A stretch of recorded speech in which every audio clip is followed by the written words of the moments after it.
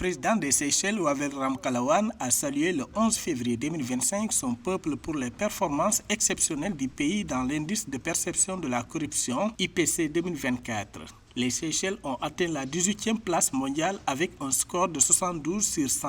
Ce rang représente la meilleure position jamais atteinte par les Seychelles, renforçant leur statut de nation la plus performante en Afrique subsaharienne. D'après le président Ramkalawan, cette réussite illustre l'engagement sans faille du gouvernement, des institutions et des citoyens seychellois en faveur de la transparence, de la responsabilité et d'une gouvernance exemplaire.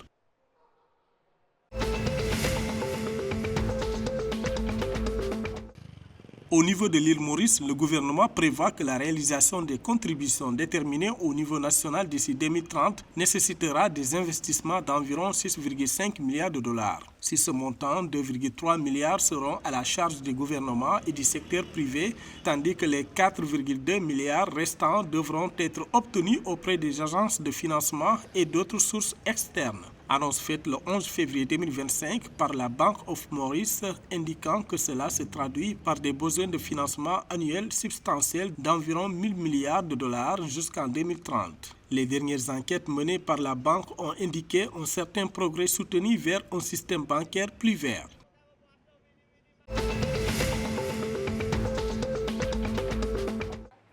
La Banque centrale de Madagascar a exposé une situation économique nuancée pour l'année 2024 dans son rapport de conjoncture économique publié le 10 février 2025. D'après la banque, bien que l'économie ait généralement avancé, certains défis subsistent, particulièrement en ce qui concerne l'inflation et les résultats à l'exportation. Le sujet de l'inflation demeure une source d'inquiétude importante, la hausse des prix généraux étant de 8,5%, la composante sous-jacente qui exclut le riz et l'énergie représente 73,6% de cette augmentation. Cela met en évidence la persistance des tensions inflationnistes.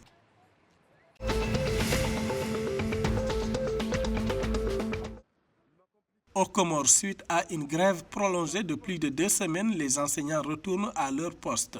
Le 10 février 2025, la Fédération des syndicats des enseignants des Comores et le gouvernement ont annoncé la conclusion d'un protocole d'accord qui met fin à la grève commencée le 27 janvier 2025. Cet arrangement a pour but de satisfaire les demandes des enseignants et d'assurer la poursuite de l'année académique 2024-2025. Parmi les actions prioritaires figure l'incorporation dans la fonction publique des diplômes et certificats obtenus avec le consentement de l'employeur ainsi que la refonte du statut spécifique des enseignants dans la matrice salariale.